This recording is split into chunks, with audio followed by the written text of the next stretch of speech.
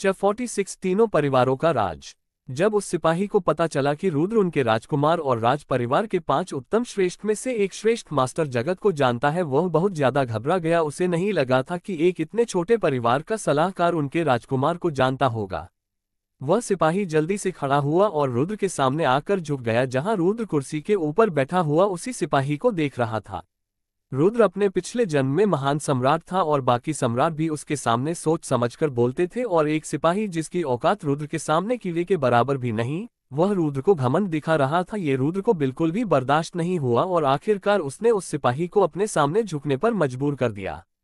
अब तक उस सिपाही की हालत बहुत ज्यादा खराब हो गई थी और उसे अपने ऊपर गुस्सा आ रहा था कि आखिरकार उसने रुद्र को नीचा दिखाने की कोशिश क्यों की। इधर जैसे ही अंगद हॉल के अंदर दाखिल हुआ, वह अपने सामने का नजारा देखकर अपनी जगह पर जम गया। उसे अपनी आंखों पर बिल्कुल भी यकीन नहीं हो रहा था। उसने अपने आप से कहा, क्या ये वही सिपाही है जो कुछ समय पहले इतनी ज्यादा अकड़ दिखा रहा था कि मुझे कुछ ही पल के अंदर मिस कनिका यहाँ पर चाहिए। पर अगले ही पल अंगद को कुछ याद आया और उसने उस सिपाही को देखते हुए कहा, हमारे पूरे परिवार के अंदर रुद्र ही ऐसा लड़का है जो राज परिवार के दूत को भी अपने सामने झुका दे। रुद्र अपनी कुर्सी पर से खड़ा हो गया और उस सिपाही की बगल में से निकलते हुए कहा, वह मोटा मुझे क्यों बुला रहा है। इस वक्त वह सिपाही इतना ज्यादा डर गया था, उसकी हिम्मत रुद्र को देखने की भी नहीं हो रही थी। भले ही वह सिपाही रुद्र से ज्यादा ताकतवर था, पर उसकी औकात रुद्र के सामने कुछ भी नहीं थी। उस सिपाही ने कांपते स्वर में कहा, यंग मास्टर, मुझे इस बारे में कुछ भी नहीं पता। बस राजकुमार ने मुझे आपके परिवार के साथ साथ गुप्ता परिवार और कुमार परिवार को भी बुलवाने के लिए कहा था। उस सिपाही की बात सुनकर रुद्र हैरान हो गया, पर उसने अपनी हैरानी को अपने चेहरे पर बिल्कुल भी नहीं आने दिया। रुद्र ने अपने आप से कहा, जरूर तीनों परिवारों का राज परिवार के साथ कोई ताल्लुक है। ये सिर्फ रुद्र का अंदाजा था, उसे भी पूरी बात नहीं पता थी। कुछ समय बाद पूरा वर्मा परिवार इकट्ठा हो गया, जहां वह सिपाही उन्हें राजीव के पास लेकर जाने लगा। लगभग 1.5 किलोमीटर चलने के बाद वे सभी लोट सिटी से बाहर आंगन आ पहुंचे। वह आंगन चारों तरफ से 11 फुट बड़ी दीवार से ढका हुआ था। उस सिपाही ने दरवाजा खोला, जहां दरवाजे के अंदर 5 तीसरे स्तर के सिपाही एक कतार में खड़े थे। उन सभी 5 सिपाही ने उस दूत को देखा जो वर्मा परिवार के सामने झुककर खड़ा हुआ था। एक पल के लिए उन सभी सिपाही को अपनी आंखों पर विश्वास नहीं हुआ, क्योंकि वह सिपाही उन सभी में बहुत ज्यादा घमंडी था और आज वह एक छोटे से परिवार के सामने झुका हुआ था। उन सभी सिपाहियों ने उस दूत को तिरस्कार भरी नजरों से देखा। आखिरकार वे लोग कोई अरे गेरे आदमी नहीं थे जो किसी के भी सामने झुक जाए। उस सिपाही ने भी उन 5 सिपाहियों की भावनाओं को समझ लिया था, पर उसने अपने मन ही मन सोचा, अगर इन्हें पता चल गया सामने खड़ा लड़का कौन है, इनकी हालत वैसे भी खराब हो जाएगी। ये लड़का हमारे राजकुमार का दोस्त है और उत्तम श्रेष्ठ मास्टर जगत भी इसको अपने शिष्य बनना चाहते हैं। उस सिपाही ने उन 5 सिपाहियों को पूरी तरह नजरअंदाज कर दिया और उन चारों को अंदर लेकर जाने लगा। अंदर का नजारा काफी सुंदर था, चारों तरफ शांति थी और पेड़ से फूल गिर रहे थे। कुछ दूर चलने के बाद रुद्र को एक बड़े से पेड़ के नीचे कुछ आदमी दिखाई दिए जो कुर्सियों पर बैठे हुए थे और उनके बीच में मेज रखी हुई थी। वह सिपाही उन सभी को उस बड़े से पेड़ के पास लेकर चला गया। जहां उस बड़े से पेड़ के पास आने के बाद उस सिपाही ने रुद्र के सामने झुकते हुए कहा, यंग मास्टर, हम आ गए। उस पेड़ के नीचे सामने वाली कुर्सी पर राजीव बैठा हुआ था और उसकी बगल में मास्टर जगत खड़े थे। साइड वाली कुर्सी पर गुप्ता परिवार का मुखिया जसवीर गुप्ता बैठा हुआ था और उसकी बगल में अवनी गुप्ता खड़ी थी। वही उसके सामने कुमार परिवार का मुखिया जमशेर कुमार खड़ा था और उसकी बगल में उसका बेटा विवेक कुमार खड़ा था। और राजीव के सामने 2 कुर्सी खाली पड़ी हुई थी। बेशक वे दोनों कुर्सियां रुद्र और समर के लिए थी। अगर कुछ महीने पहले की बात होती उस जगह पर सिर्फ एक कुर्सी होती, पर अब बात अलग थी। पिछले कुछ महीनों में रुद्र ने जो कारनामे किए थे उस वजह से सभी लोग रुद्र को वर्मा परिवार का मुखिया समझने लगे थे, इसलिए उस जगह पर रुद्र के लिए विशेष रूप से कुर्सी लाई गई थी। उस सिपाही की बात सुनकर उन सभी की नजर रुद्र और उस सिपाही पर पड़ी। जहां उस सिपाही को वर्मा परिवार के साथ इतना ज्यादा विनम्र देखकर सभी लोगों पर इस बात का अलग अलग प्रभाव पड़ा। किसी के चेहरे पर गुस्से के भाव थे और किसी के चेहरे पर हैरानी के। सामने का नजारा देखकर मास्टर जगत के चेहरे पर हल्की मुस्कुराहट थी। उन्हें सब कुछ समझ में आ गया था कि जरूर रुद्र ने हमारी बात को तरोड़ मरोड़ कर बताया होगा। वही राजीव हैरान था। उसने अपने आप से कहा, हमारे राज परिवार के सिपाही कब से इतना ज्यादा सुधर गए। वे लोग तो राज परिवार के अलावा किसी को भी कुछ नहीं समझते थे। दूसरी तरफ कुमार परिवार के मुखिया जमशेर के चेहरे पर गुस्से के भाव थे। उन्हें रुद्र पर पहले से ही गुस्सा था, पर अब उस सिपाही को रुद्र के साथ इतना ज्यादा विनम्र देखकर जमशेर को और भी ज्यादा गुस्सा आ गया। जब वह सिपाही उन्हें लेने के लिए आया था उस वक्त उसका घमंड आसमान छू रहा था और उस सिपाही ने उनके साथ कुछ ज्यादा बात भी नहीं की थी। और वही अब वह सिपाही वर्मा परिवार के सामने भीगी बिल्ली की तरह खड़ा था। रुद्र समर की बगल में खड़ा था, वही कनिका और अंगद पीछे खड़े थे। तभी रुद्र एक कदम पीछे हो गया, जिससे समर सभी की नजरों में आया। समर भी रुद्र को एक कदम पीछे हटते हुए देखकर हैरान था। उसने रुद्र से कहा, क्या हुआ बड़े भाई, आप पीछे क्यों हो गए? जिस पर रुद्र ने कहा, तुम वर्मा परिवार के मुखिया हो, आज से तुम ही वर्मा परिवार को प्रतिनिधित्व करोगे। रुद्र की बात सुनकर कनिका को भी समझने में ज्यादा वक्त नहीं लगा कि रुद्र ऐसा क्यों कर रहा है, क्योंकि पिछले कुछ दिनों से सभी लोग रुद्र को ही वर्मा परिवार का मुखिया समझ रहे थे। पर आज के बाद ऐसा नहीं होगा और रुद्र भी नहीं चाहता था कि सभी लोग उसे वर्मा परिवार का मुखिया समझे, इसलिए उसने समर को आगे किया था। वे चारों राजीव के सामने आ गए, जहां समर, कनिका और अंगद ने राजीव को नमस्कार किया। मार्शल आर्ट की दुनिया में इससे कोई फर्क नहीं पड़ता था कि किसकी उम्र कितनी है। अगर कोई आपसे ज्यादा ताकतवर है तो आपको उसके सामने झुककर उसका सम्मान करना होगा। और इस वक्त उन तीनों के सामने पूरे महाद्वीप का तीसरा राजकुमार था, जिसके सामने उनकी कोई औकात नहीं थी। कनिका, समर और अंगद ने राजीव को नमस्कार किया था, पर रुद्र ने राजीव को नमस्कार नहीं किया था। जहां सभी लोगों ने इस बात पर ध्यान दिया था, पर किसी की भी कुछ बोलने की हिम्मत नहीं हो रही थी। जब राजीव ने ही रुद्र से कुछ नहीं कहा, फिर वे लोग रुद्र से कैसे कुछ कह सकते थे? अगर देखा जाए, रुद्र ने राजीव को नमस्कार न करके राजीव का अपमान किया था, पर राजीव ने रुद्र के इस अपमान को गंभीरता से नहीं लिया और रुद्र को बैठने के लिए कहा। राजीव की बात सुनकर रुद्र खुद कुर्सी पर नहीं बैठा, बल्कि उसने कनिका और समर को कुर्सी पर बैठा दिया। राजीव भी रुद्र की ऐसी हरकत देखकर हैरान था। उसे नहीं लगा था इतना ज्यादा घमंडी लड़का अपने परिवार के साथ इतना ज्यादा वफादार होगा। इस वक्त उसके सामने वाला रुद्र पूरी तरह बदल चुका था, जो अपने परिवार के साथ बिल्कुल वफादार था।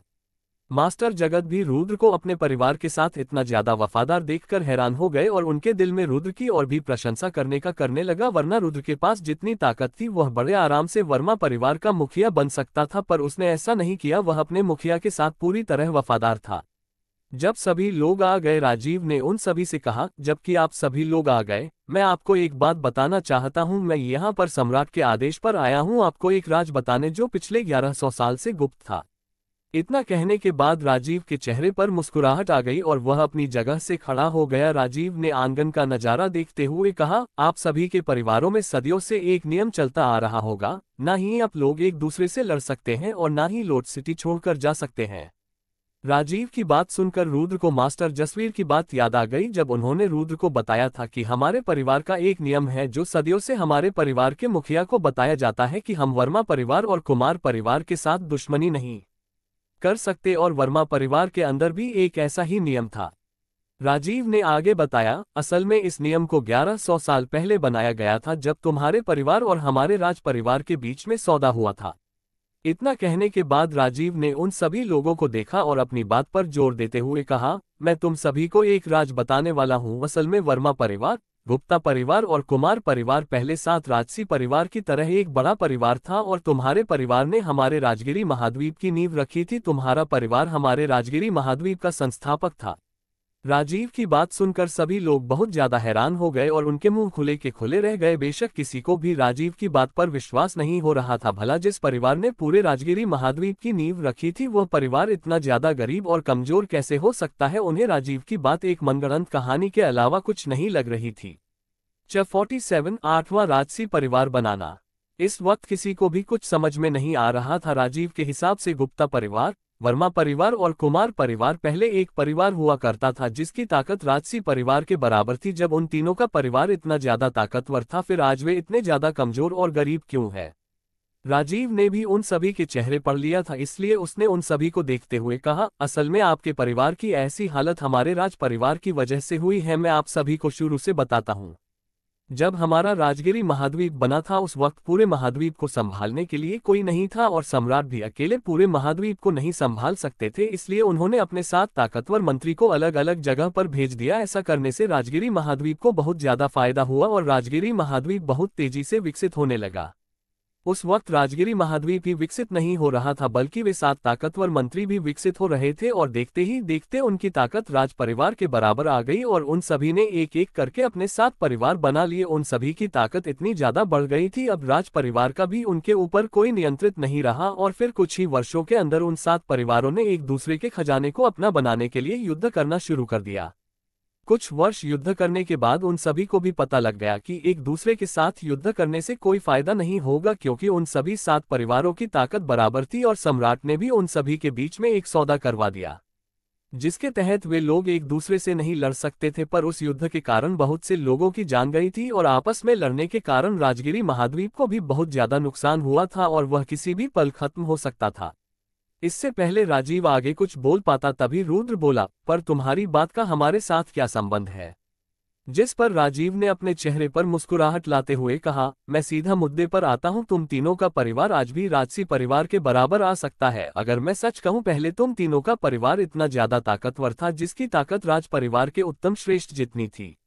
राजीव की इस बात ने उन सभी को बहुत ज्यादा हैरान कर दिया, क्योंकि राजीव राज परिवार के उत्तम श्रेष्ठ की बात कर रहा था। उनमें से 4 उत्तम श्रेष्ठ पूरे राजगिरी महाद्वीप के 4 स्तंभ थे जिनका काम अलग अलग था। उनमें से एक के पास भी इतनी ज्यादा ताकत थी, वह अकेला ही अपना एक राजसी परिवार खड़ा कर सकता था। उन चारों उत्तम श्रेष्ठ का काम सेना, अर्थव्यवस्था, राजनीति और राजगिरी महाद्वीप को बाहरी हमलों से बचाने का था, और आज सम्राट उन चारों की मदद से ही 7 राजसी परिवार को दबाने में कामयाब था। पर सम्राट भी यह बात बहुत अच्छे से जानता था, उन सभी 7 राजसी परिवार की ताकत भी कम नहीं है और वह उन्हें ज्यादा देर तक नहीं रोक सकता। इधर राजीव की बात सुनकर किसी को भी यकीन नहीं हो रहा था कि उनका इतिहास इतना ज्यादा बड़ा है। आखिरकार कौन विश्वास कर सकता है 3 छोटे छोटे परिवार जिनकी ताकत राजसी परिवार के सामने कीड़े के समान है, पहले वह इतने ज्यादा ताकतवर थे।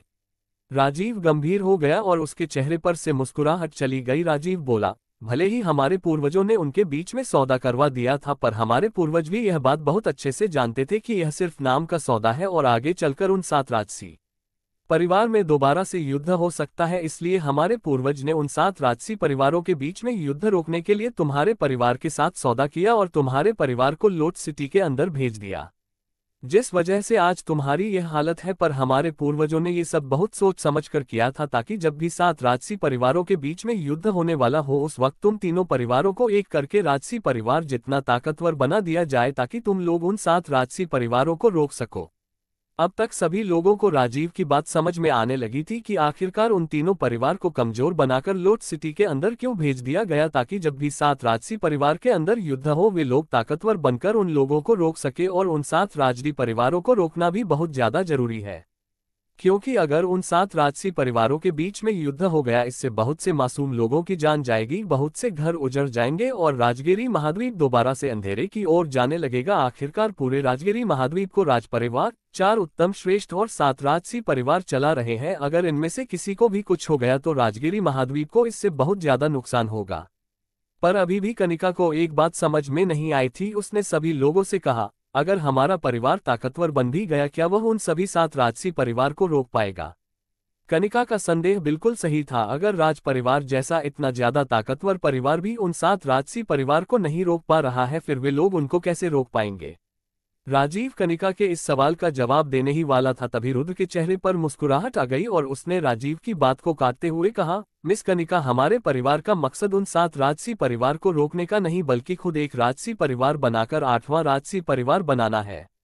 48 पुश्तैनी मार्शल आर्ट का खो जाना। रुद्र की बात सुनकर कनिका हैरान हो गई, पर उसे अभी तक पूरी बात समझ में नहीं आई थी। कनिका को इतना तो समझ में आ गया था कि वे सभी 8वां राजसी परिवार बनाकर 7 राजसी परिवार में युद्ध होने से रोक सकते हैं, पर कनिका को ये समझ में नहीं आया था कि ये सब कैसे होगा। रुद्र भी कनिका के मन की बात जान गया था, इसलिए उसने कहा, लगता है मिस कनिका आपको अभी तक समझ में नहीं आया। जब हमारा 8वां राजसी परिवार बनेगा, सभी परिवारों के बीच में संतुलन बन जाए, क्योंकि युद्ध जब होता है जब किसी को युद्ध जीतने का पूरा विश्वास हो, पर हमारा 8वां राजसी परिवार बनने की वजह से कोई भी एक दूसरे के साथ युद्ध करके नहीं जीत पाएगा। और 7 राजसी परिवार इतने ज्यादा पागल भी नहीं है जो एक दूसरे के साथ युद्ध करके 8वें राजसी परिवार को फायदा उठाने का मौका दे। रुद्र की बात सुनकर कनिका ने अपना सर हिलाया, जहां राजीव ने रुद्र की तारीफ करते हुए कहा, सच में रुद्र अद्भुत है, अब मुझे पूरा यकीन है वर्मा परिवार को तरक्की करने से कोई नहीं रोक सकता है। राजीव को रुद्र की तारीफ करते हुए देखकर जंगशेर ने गुस्से में अपने होंठ दबा लिए और अपने आप से कहा, अगर मुझे इसके बारे में पहले पता होता मैं इसके साथ कभी दुश्मनी नहीं करता और शायद अब तक मैं इसे अपनी तरफ भी कर लेता। आखिरकार ऐसे लड़के 1000 साल में एक बार जन्म लेते हैं। जबकि अब हमने तीनों परिवारों के इतिहास को अच्छे से जान लिया है, तो मुझे ये बताओ, तुम हमें 8वां राजसी परिवार कैसे बनाओगे? रुद्र ने राजीव को घूर कर देखते हुए कहा। रुद्र की बात सुनकर राजीव की भौहें चढ़ गई, पर उसने अपने चेहरे पर मुस्कुराहट लाते हुए कहा, लगता है तुमने हमारे राज परिवार को कम आंक लिया। हमारे राज परिवार के पास इतना ज्यादा खजाना है जिसकी मदद से तुम्हारा परिवार 8वां राजसी परिवार बन जाएगा। आठवां राजसी परिवार के होने का यह मतलब नहीं था कि सम्राट ने कह दिया कि तीनों परिवार आज से राजसी परिवार है, बल्कि अगर किसी परिवार को राजसी परिवार बनना है, इसके लिए उस परिवार के पास राजसी परिवार जितनी ताकत होनी चाहिए। वरना सम्राट कितने भी दम लगा ले, वह किसी भी परिवार को राजसी परिवार नहीं बना सकता। राजीव की बात सुनकर रुद्र के चेहरे पर हल्की मुस्कुराहट आ गई। उसने कहा, तुम्हें मेरी बात समझ में नहीं आई। मैं जानता हूँ राज परिवार के पास इतनी ज्यादा ताकत है, वह किसी को भी राजसी परिवार बना सकता है, पर तुम्हें क्या लगता है 7 राजसी परिवार यह सब होता हुआ आराम से देखते रहेंगे? बल्कि वह ऐसा कुछ होने से पहले ही हमारे परिवार को खत्म कर देंगे। रुद्र की बात सुनकर जसवीर और जंगशेर के शरीर में कपकपी उठ गई। अभी कुछ समय पहले वे दोनों ये सोचकर खुश हो रहे थे कि अब उनका परिवार भी निचले स्तर से उठकर आगे जाएगा, पर रुद्र की बातों ने उन दोनों को धरती पर पटक दिया। उन्हें भी रुद्र की बात समझ में आ गई थी। कोई भी राजसी परिवार नहीं चाहेगा कि उनका जितना ताकतवर एक और परिवार खड़ा हो जाए, इसलिए वे ऐसा कुछ होने से पहले ही उस परिवार को पूरी तरह नष्ट कर देंगे और सम्राट को इस चीज की भनक भी नहीं लगेगी। जसवीर और जंगशेर अपने परिवार को और भी ज्यादा ताकतवर बनाना चाहते थे, पर वे दोनों ये बिल्कुल भी नहीं चाहते थे कि उनका परिवार पूरी तरह खत्म हो जाए। सभी के चेहरे पर अड़ा देखकर राजीव मुस्कुराया और सभी लोगों से कहा, आप सभी को क्या लगता है एक परिवार को ताकतवर बनाने के लिए किस चीज की जरूरत पड़ती है? इसका जवाब कनिका ने देते हुए कहा, बहुत सारी ताकत बढ़ाने वाली दवाएं और स्पिरिचुअल स्टोन। राजीव बोला, नहीं, एक परिवार को ताकतवर बनाने के लिए ताकतवर श्रेष्ठ की जरूरत पड़ती है। जैसे कि कौशिक परिवार के पास 2 ताकतवर श्रेष्ठ है और बिल्कुल इसी तरह मेहरा परिवार के पास 12 ताकतवर श्रेष्ठ है, जिनकी ताकत कौशिक परिवार के 2 ताकतवर श्रेष्ठ जितनी है। बिल्कुल इसी तरह हर राजसी परिवार के पास ताकतवर श्रेष्ठ है, जिस वजह से उनका परिवार इतना ज्यादा ताकतवर है। इतना कहने के बाद राजीव ने बाहर का नजारा देखते हुए आगे कहा, चलो मैं आपको इस योजना की तैयारी के बारे में बताता हूँ। ये योजना उस वक्त शुरू हुई थी जब आप तीनों का परिवार एक समृद्ध परिवार था, पर हमारे सम्राट ने आपके परिवार से सब कुछ छीन लिया, जिस वजह से आपका परिवार इतना ज्यादा कमजोर हो गया, किसी का भी ध्यान आपके परिवार पर नहीं गया। सभी लोगों को लगता है कि आपका परिवार बहुत ज्यादा कमजोर है, पर उन 7 राजसी परिवार वालों ने ये कभी नहीं सोचा होगा कि आपके पास अभी तक 3 पुश्तैनी मार्शल आर्ट है, जो पीढ़ियों से आपके परिवार में चली आ रही है। आपके पूर्वजों ने उन पुश्तैनी मार्शल आर्ट को देते वक्त कहा होगा कि इनकी रक्षा अपनी जान गंवाकर भी करना। उन तीनों मार्शल आर्ट का आपके पास होने का मतलब है कि आप आज भी अपने परिवार को पहले की तरह ताकतवर परिवार बना सकते हैं। इतना कहने के बाद राजीव ने उन सभी की तरफ देखा और कहा, तुम तीनों के पास जो निचले स्तर की मार्शल आर्ट है, जब उनको मिलाया जाएगा उस वक्त एक ऐसी मार्शल आर्ट तैयार होगी जो ऊपरी स्तर की मार्शल आर्ट से भी बहुत ज्यादा ताकतवर होगी। जैसे ही सभी लोग राजीव की वह बात सुनते हैं, उनके चेहरे पर हैरानी के भाव आ जाते हैं। किसी को भी नहीं लगा था उनके पास जो निचले स्तर के मार्शल आर्ट है वह इतनी ताकतवर मार्शल आर्ट में भी बदल सकती है। इधर रुद्र ने राजीव की बात सुनकर अपने आप से कहा, मुझे अब समझ में आया मास्टर राजेश तीनों परिवार की पुश्तैनी मार्शल आर्ट को इकट्ठा करने के पीछे क्यों लगे थे, क्योंकि उन्हें इस बारे में पहले से ही पता था, और कौन नहीं चाहेगा उनके पास इतनी ज्यादा ताकतवर मार्शल आर्ट हो।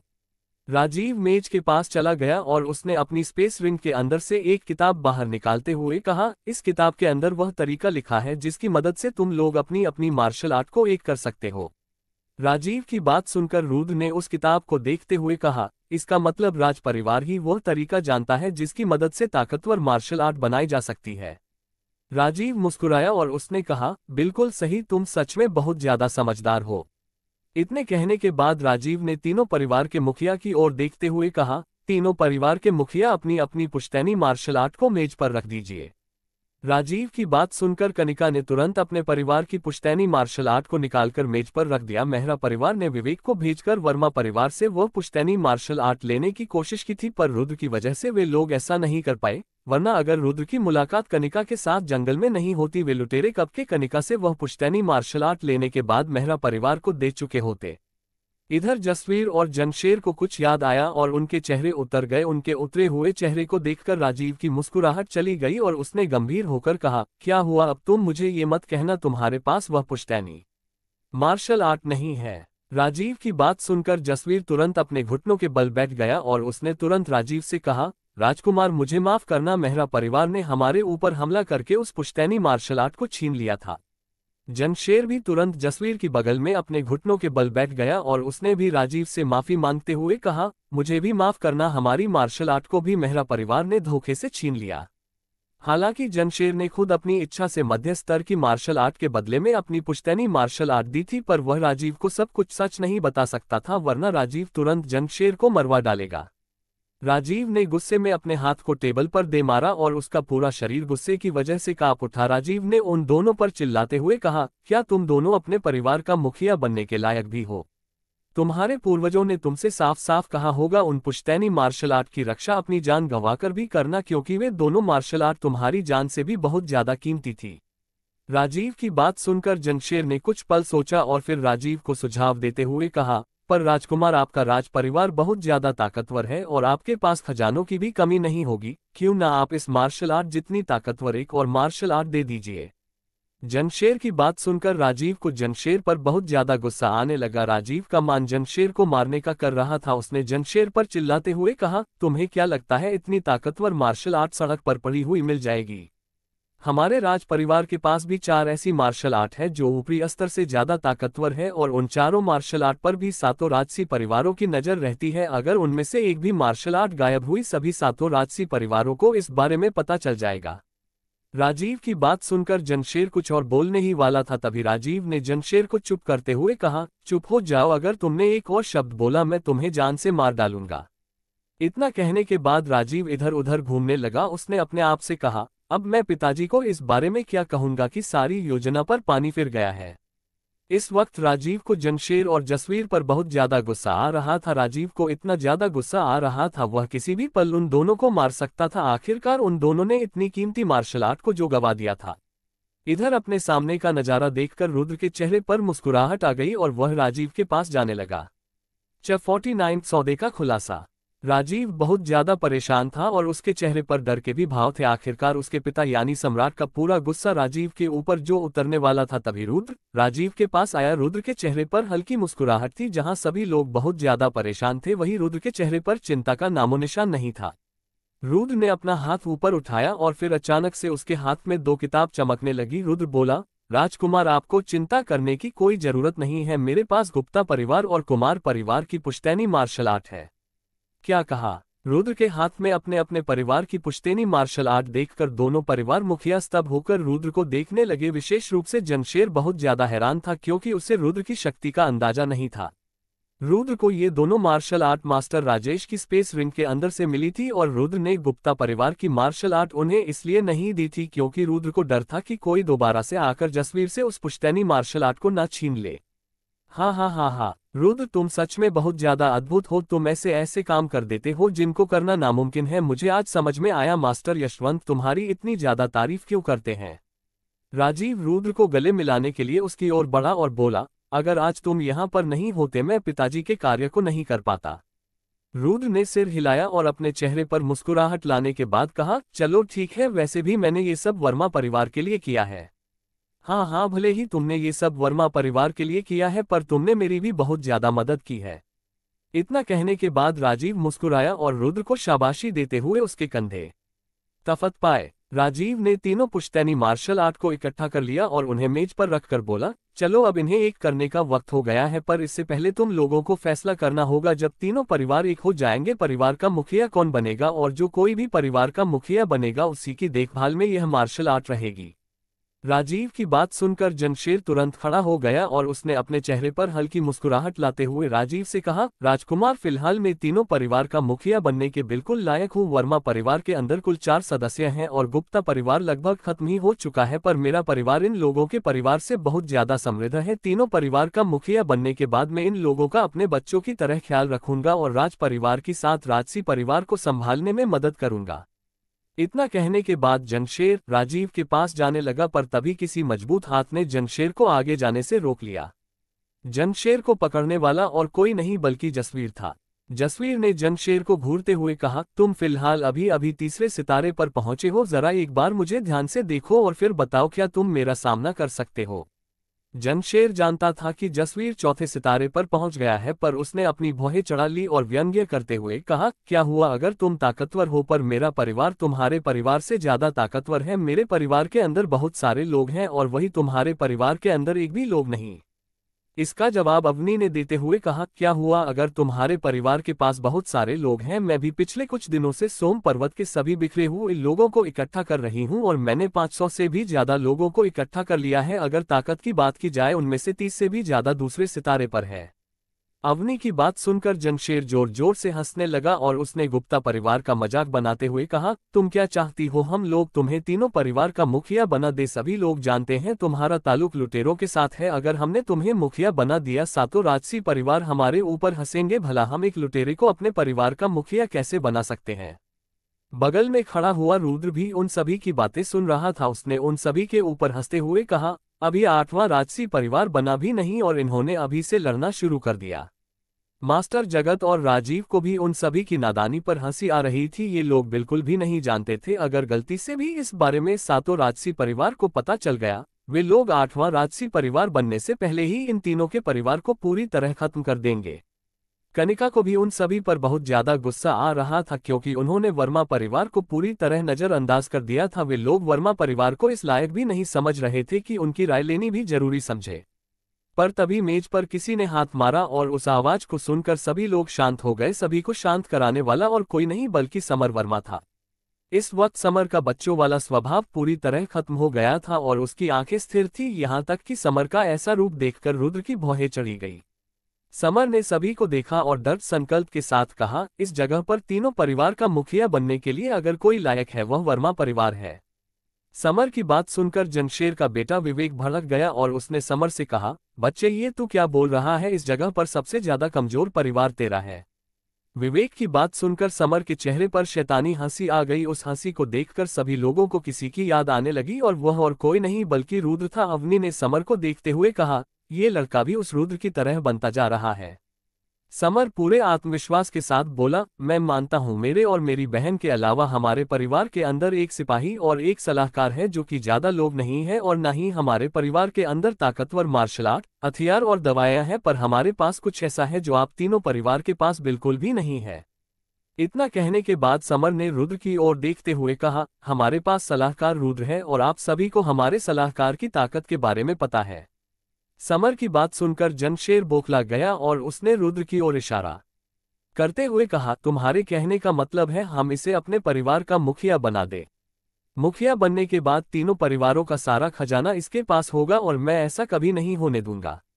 रुद्र समर की बगल में खड़ा था और उसने समर के अंदर इतना आत्मविश्वास कभी नहीं देखा था। उसने आगे बढ़ते हुए अपने आप से कहा, यह लड़का कभी कभी मेरे ऊपर इतना ज्यादा विश्वास करता है, मैं इसे बिल्कुल भी निराश नहीं करूंगा।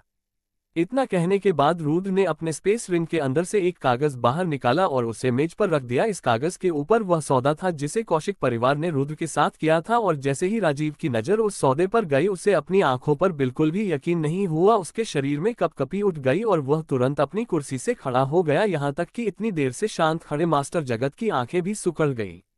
कौशिक परिवार 7 राजसी परिवार में से एक था और वर्मा परिवार बिल्कुल भी कौशिक परिवार के साथ सौदा करने के लायक नहीं था। 7 राजसी परिवार के साथ सिर्फ बाकी के 6 राजसी परिवार ही सौदा कर सकते थे, क्योंकि उनके अंदर ही इतनी ज्यादा क्षमता थी। जब से मास्टर जगत राजीव के साथ इस जगह पर आए थे, उन्होंने अपने मुंह से एक भी शब्द नहीं निकाला था, पर रुद्र के कारनामे ने उन्हें बोलने पर मजबूर कर दिया। लड़के, तूने ये सब कैसे किया?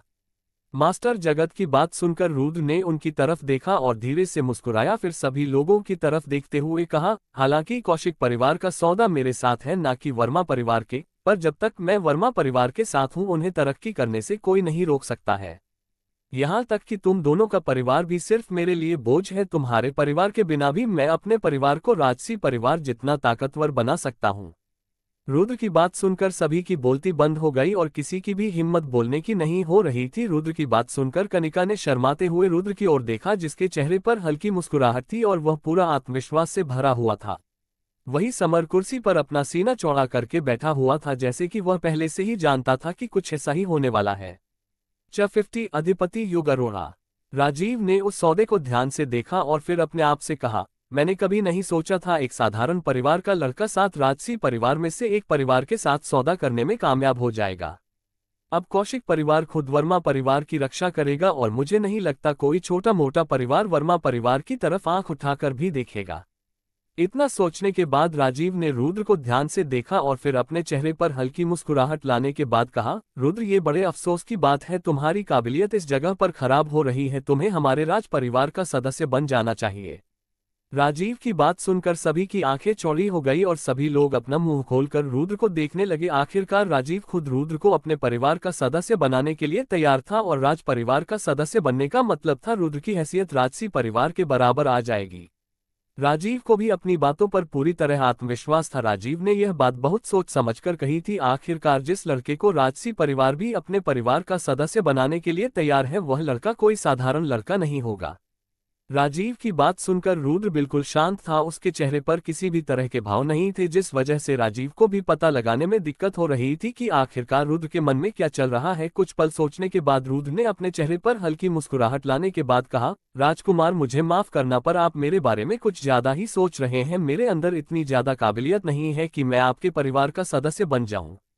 रुद्र की बात सुनकर राजीव मायूस हो गया और उसने रुद्र की तरफ देखते हुए अपना सर हिलाया। रुद्र के अंदर इतनी काबिलियत थी कि वह राज परिवार का सदस्य बन जाए, पर रुद्र ने अपनी बातें घुमाकर राजीव को मना कर दिया, जिससे राजीव को भी बुरा ना लगे और उसका काम भी हो जाए। अब इस बात में कोई शक नहीं था कि तीनों परिवार का मुखिया कौन बनने वाला है और राजीव ने भी इस बात को पक्का करते हुए कहा, चलो अब तय हो गया कि तीनों परिवार का मुखिया कौन बनेगा। आज से गुप्ता परिवार और कुमार परिवार वर्मा परिवार के संरक्षण में काम करेगी। राजीव की बात समाप्त होने के बाद विवेक ने आपत्ति जताते हुए कहा, पर आप कैसे? इससे पहले विवेक आगे कुछ कह पाता तभी उसके कंधे पर किसी ने हाथ रखा और विवेक ने तुरंत अपने पीछे देखा। उसके कंधे पर हाथ रखने वाला और कोई नहीं बल्कि उसका पिता था। विवेक बोला, पिताजी आप मुझे क्यों रोक रहे हैं? जिस पर जमशेर बोला, अब तय हो चुका है, तीनों परिवार का मुखिया कौन बनेगा, हमें पीछे हट जाना चाहिए।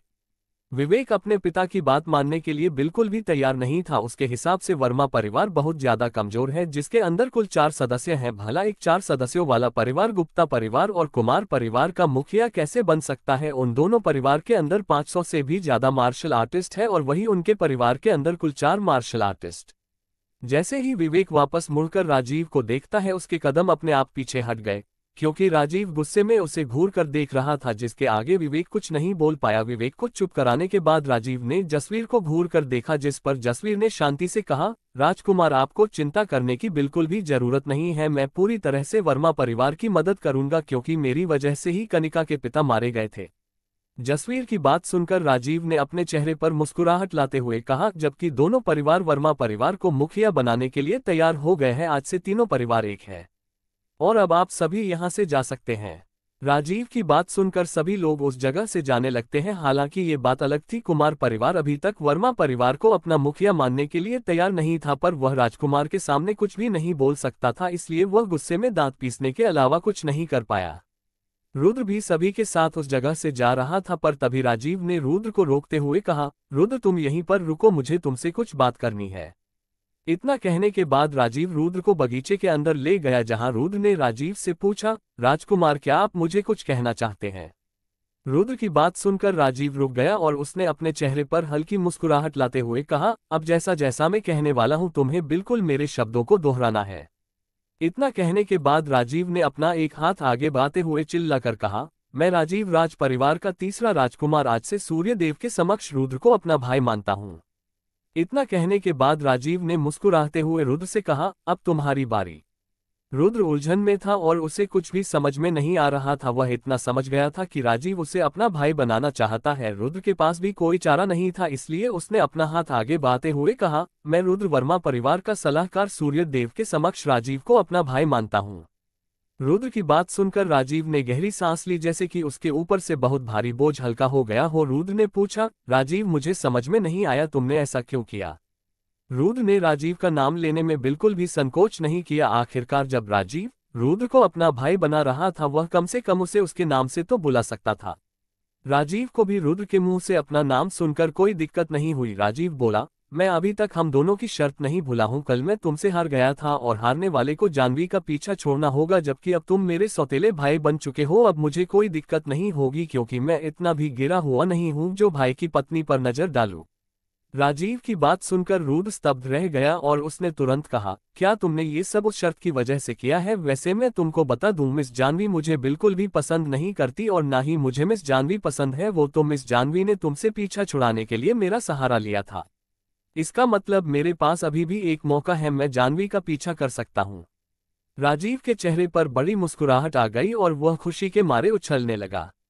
रुद्र बोला, हाँ तुम बिल्कुल मिस जानवी का पीछा कर सकते हो और उन्हें तुम्हारे साथ नाटक करने के लिए परेशान भी। हाँ हाँ हाँ हाँ, तुम सच में मेरे भाई हो, तुमने आज मेरी बहुत ज्यादा मदद की है। राजीव की खुशी का कोई ठिकाना नहीं था, वह कल से बेवजह परेशान हो रहा था। तभी रुद्र बोला, वैसे राजीव ये 1200 साल पुरानी योजना क्या है? क्या तुम्हें इसके बारे में कुछ और पता है? रुद्र को शक हो गया था कि इस योजना के पीछे 7 राजसी परिवार को संतुलन में लाना नहीं बल्कि कुछ और भी है जो शायद राजीव रुद्र से छुपा रहा था। पर रुद्र की बात सुनकर राजीव ने अपना मासूम चेहरा बनाते हुए कहा, मुझे भी इस बारे में कुछ ज्यादा नहीं पता है। पिताजी ने मुझे जो कुछ भी बताया था वो मैंने तुमको बता दिया। रुद्र की भौहें चढ़ गई और उसने राजीव को घूर कर देखा। रुद्र किसी के भी भाव देखकर यह पता लगाने में सक्षम था कि सामने वाला बंदा झूठ बोल रहा है या फिर नहीं। पर राजीव का मासूम चेहरा देखकर रुद्र को कुछ भी पता नहीं चला। रुद्र ने अपने आप से कहा, या तो ये सब सच बोल रहा है या फिर इसका नाटक इतना ज्यादा अच्छा है, मैं भी कुछ पता नहीं लगा पा रहा हूँ। पर मुझे एक बात समझ में नहीं आ रही है, तुम्हारे राज परिवार की इस गुप्त योजना को मेहरा परिवार ने कैसे पता लगाया? रुद्र गंभीर होकर बोला। जिस पर राजीव ने कहा, राज परिवार बहुत ज्यादा बड़ा है, इसके अंदर बहुत ज्यादा सदस्य हैं, शायद उन्हीं में से किसी ने इस खबर को मेहरा परिवार तक पहुंचाया है। राजीव की बात सुनकर रुद्र ने अपना सर हिलाया और कहा, यह तुम्हारे परिवार का मामला है, मैं इसके अंदर नहीं आना चाहता। इतने कहने के बाद रुद्र ने राजीव के साथ अलविदा लेते हुए कहा, राजीव मैं फिलहाल यहाँ से चलता हूँ, जल्द मिलेंगे। इतना कहने के बाद रुद्र पीछे मुंडा और उस जगह से जाने लगा। राजीव की आंखों से रुद्र जैसे ही ओझल हुआ तभी उसके कानों में किसी की आवाज आई, ये लड़का सच में बहुत ज्यादा तेज और चालाक है। राजीव के पीछे और कोई नहीं बल्कि मास्टर जगत खड़े थे, जिन्होंने राजीव और रुद्र की सारी बातें सुनी थी। मास्टर जगत बोले, मैं जितना उस बच्चों को जानता जा रहा हूँ वह बच्चा मुझे किसी की याद दिलाता है। मास्टर जगत की बात सुनकर राजीव बोला, मास्टर आप किसके बारे में बात कर रहे हैं? राजीव की बात सुनकर मास्टर जगत की आंखों में चमक आ गई और उन्होंने कहा, चारों उत्तम श्रेष्ठ के मुखिया अधिपति युगरोड़ा। मास्टर जगत की बात सुनकर राजीव स्तब्ध रह गया, उसे अपने कानों पर यकीन नहीं हो रहा था, इसलिए उसने पुष्टि करते हुए कहा, क्या आप अधिपति की बात कर रहे हैं? राजीव की बात सुनकर मास्टर जगत ने अपना सर हिलाया, उस बच्चों को अपना सौतेला भाई बनाना तुम्हारे जीवन का सबसे अच्छा फैसला था। मुझे पूरा विश्वास है आगे चलकर ये 4 उत्तम श्रेष्ठ में से एक बन जाएगा और उस वक्त ये तुम्हें सिंहासन दिलाने में मदद करेगा। मास्टर जगत की बात सुनकर राजीव उस जगह पर देखने लगा जिस जगह से रुद्र गया था। हालांकि अब तक रुद्र उनकी नजर से ओझल हो गया था, पर उसकी आंखों में रुद्र के लिए चमक थी।